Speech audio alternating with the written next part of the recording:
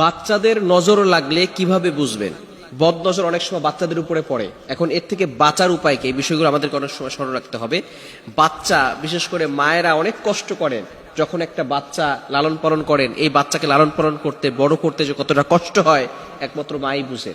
কিন্তু বলে অনেক সুন্দর, বলবেন মাশাআল্লাহ বলতে। যদি সে সেখান থেকে চলে যায় তাহলে কি বলবেন? লা হাওলা ওয়ালা কুওয়াতা ইল্লা বিল্লাহিল আলিয়্যিল আযীম পড়ে বাচ্চাকে ফু দিয়ে দিবেন। তাহলে ওই বদনজরের প্রভাব ওই বাচ্চার উপরে আর পড়বে না। যদি কারো বদনজরের প্রভাব পড়েও যায় তাহলে কি করবেন? তাহলে তার সেই জায়গাটা অথবা তার হাত একটু ধুয়ে একটু পানি নিয়ে ওই পানিটা বাচ্চার গায়ে ছিটিয়ে দিবেন। অথবা যদি তার কাছে যেতে লজ্জাবোধ করেন তাহলে সে যেখানে বসেছিল ওই জায়গাটা মুছে ওই হালকা পানি দিয়ে আপনার বাচ্চার গায়ে ছিটিয়ে দিবেন। তাহলে ইনশাআল্লাহ এই বদনজরটা কমে যাবে। বিশেষ করে আয়াতুল কুরসি, সূরা ফালাক, সূরা নাস, এই তিনটি আমল অবশ্যই করবেন। প্রতিদিন আপনি নামাজের পরে, 5 ওয়াক্ত নামাজের পরে বাচ্চার গায়ে ফু দিয়ে দিবেন। তাহলে বাচ্চাকে আর কেউ কোনো ক্ষতি করতে পারবে না, বদনজর করতে পারবে না।